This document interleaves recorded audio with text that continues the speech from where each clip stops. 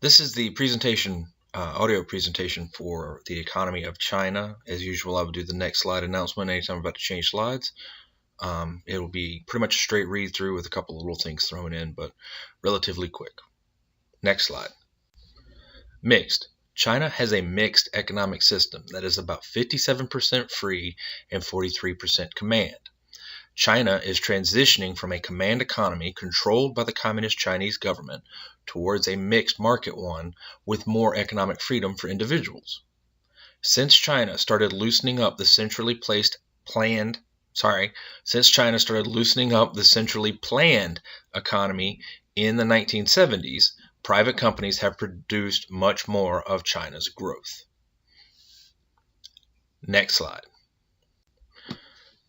This is a picture of a downtown area in one of the major Chinese cities, and it's always interesting, at least for me, to notice the kind of combination. You see some very old school culture going on, and then also the blend into the new technology. I mean, if you look straight ahead, it's a very classical architecture right there in that tower, and then right behind it you have that ultra modern skyscraper behind it. So very just, you see a lot of that in China and other Asian countries as well, the blend of new and old.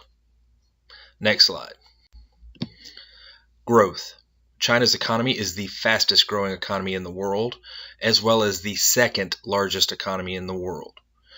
Economists predict that within the next 20 years, China will lead the world in economic strength.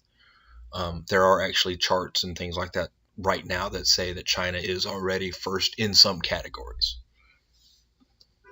But the standard one is GDP, and the United States is still top on that. Next slide. This is a graph showing China's economy passing the United States based on what's called purchasing power parity. And that's a little bit more complex than we need to really get into for this class. But like I said, there are certain elements of China's economy that make it, potentially stronger than the United States. Next slide.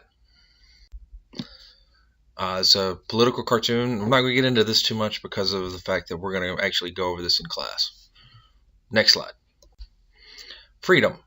Throughout the past several decades, China has transitioned away from a centrally planned command economy and is moving more towards a free market one. China's national government has let more and more citizens and private corporations take over industries that it previously owned. The government has also allowed farmers to make their own decisions regarding crops rather than collectively farm. If you remember from the Great Leap Forward, that the farms were called collectives or communes, and that was part of the reason that they failed, was the fact that the farmers weren't allowed to do what they wanted to do. Next slide. This is a picture of business people shaking hands underneath the Chinese Communist flag, kind of a symbol of the new China. Next slide. Freedom. The government has loosened its control and now encourages competition among businesses, which has helped the economy grow. Today, Chinese companies have more power to set prices of their goods based on supply and demand of the market. China's government has also allowed businesses to raise their own money through investments made in a stock market. Next slide. Again, this is another picture of a downtown area in a major Chinese city.